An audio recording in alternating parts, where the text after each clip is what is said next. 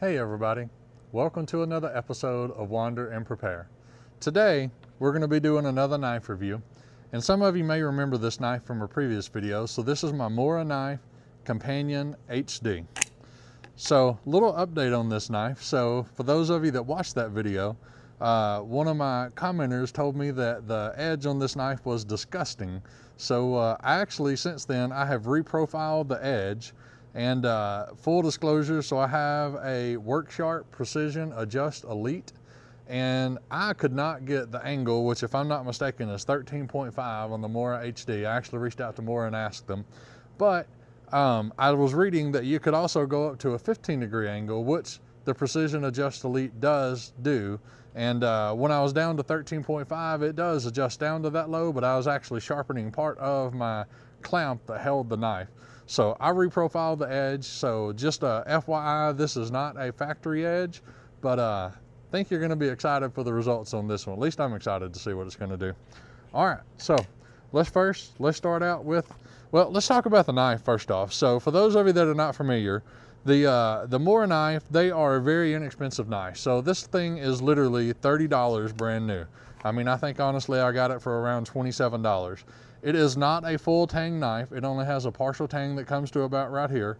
But for the feel, the kind of steel that you get, it's hard to beat a knife for $30 that honestly performs this well. Scandy grind, really tough as nails, and you'll see that here in just a second. But just really good knife overall. So if I remember correctly when I got this, it did not have the sharpest edge in the world. So I'm curious to see how I did with my sharpening. So let's do the paper test and let's see. So I think pretty well. Again, I'm not the best at cutting paper, but well, that didn't work well. The wind's not playing in my favor today. Well, this is gonna look terrible on video, but all right, let's see if I can get a small piece of that edge there. All right, well, every time I'm trying to cut it now, it's tearing, so. All right, so it cuts it pretty easily there. You can see the wind's not doing me any favors today. So we'll put that one over to the side. So let's see what we want to do next. Do we want to get some rope or we want to do some cardboard? Let's just do the cardboard test. So I cut these boxes using some Amazon boxes, and pretty thick. The very first video I ever did with this had a pretty thick box on it, but this one's pretty thin, so it's just a standard Amazon box. But man, cuts it with ease. No problem whatsoever. All there at the end it tore just a little, but that was probably me, not the knife. All right, let's see how it does. All knives seem to struggle. Ooh, look at that. That was pretty good. All the tests I've done so far have really struggled with that test, so that's pretty exciting to see. So let's see what it does on some different things. All right, so if you remember this is some paracord, and this is paracord 750. This is survivor cord, so it has all the different strands in there. And what makes it really, really difficult, if you can see that right there, is that is a piece of metal snare, and it makes it really, really difficult to cut. So let's see how it does with this. Cuts through it with ease. All right, now a lot of knives will cut through it with ease that way, but let's see how it does when I lay it on the little table here and try to cut through it. A lot of times that metal wire really hangs up on it. So if you see it got all the way through there, it actually cut that metal wire. It just missed a couple of those little fibers, so pretty sharp. Let's go ahead and try that again, see if I can get through it a little better, because that was me, not the knife.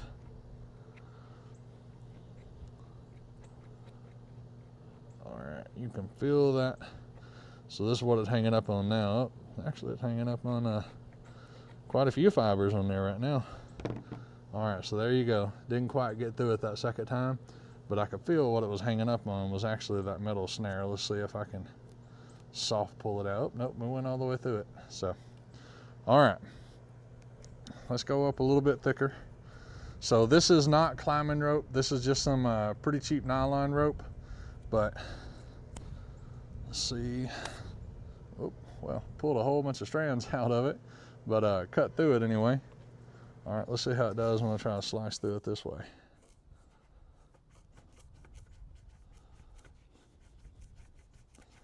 All right, getting all through there. There we go. All right, so there we go. Pretty good on that. Let's step it up to a little bit bigger rope. Now this one, if you remember on the Essie knife that I did, really struggled to get through this one. So I'm really curious to see how a Scandi grind is going to do on this knife, or this rope rather. Well, I can already tell you, it is nothing compared. Slicing through that with ease.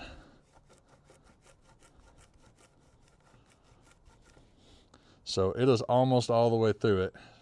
Struggling just a little bit, but that's once you get really close down there on the table. But goes through it with relative ease. So as just a side note, one of the things that I really look for in a knife, and this one is just a really terrible example of it.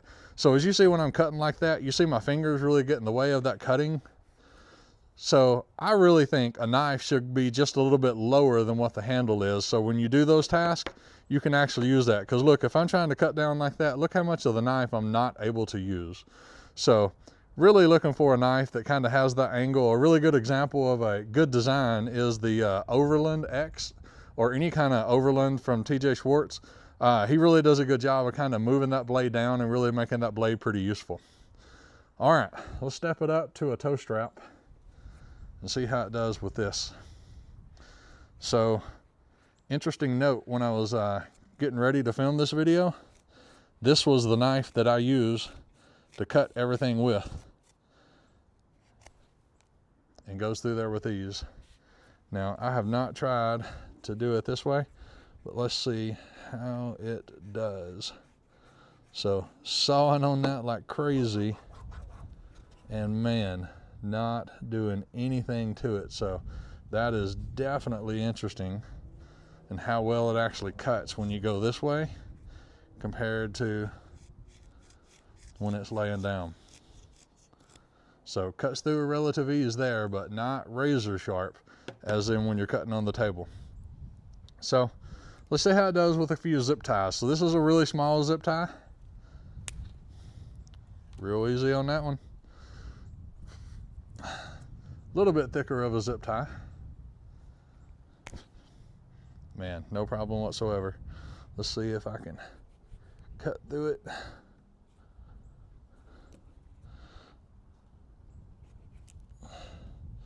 So I got to pull it a little bit, but finally got through it. All right, and now let's see the giant zip tie. Man, cuts through it with ease. All right. So the last thing we got is the radiator hose, and see if I can get a good close-up of that and show that this is reinforced, and you can kind of see that reinforcement pattern on there, but it's got like a little liner in there that kind of reinforces it. So let's just see how well it does cutting through this. So everything struggles a good bit to go through this, so you got to turn it when you're doing it. And I think that's pretty much with any knife, but goes through it relative ease, pretty clean cut. Let's see if I can go through it the other way. Man, slice through that almost like butter. So Mora knife is said to be an outdoor knife. So one of the things I told you guys I was going to do if it was an outdoor knife was we was going to baton with it and see if it would start a fire. So let's first just do the baton test. So let me hold it here. I actually did not get my baton, so we're gonna try to hand baton this thing. And look at that, goes through it with relative ease. Let's just go ahead and get a close-up on the edge. No damage to the edge whatsoever. And now, here is the only negative thing with this. Actually realizing as I'm doing this, I do not have a fire starter on the table or a ferro rod on the table. But I will tell you, because I have tried to sharpen this spine, there is nothing sharp to it whatsoever. It is the most rounded spine I have ever seen. And I can't demonstrate that for you at the moment, but it absolutely throws no sparks whatsoever. I have even tried to file the top of this and try to get a 90-degree spine on it. And while I was able to get the edge pretty sharp, I could not file this thing down enough to get a 90-degree spine on it. So I, again, forgot my ferro rod, so I won't be able to show you that, but it will not throw a spark. So if that's something you're looking for, just a FYI on this. But as you can see, pretty good job when it comes to cutting. And I think I did an okay job on my edge. It's not the prettiest edge in the world, but it's sharp.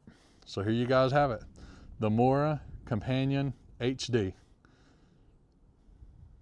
So it's a crazy world out there.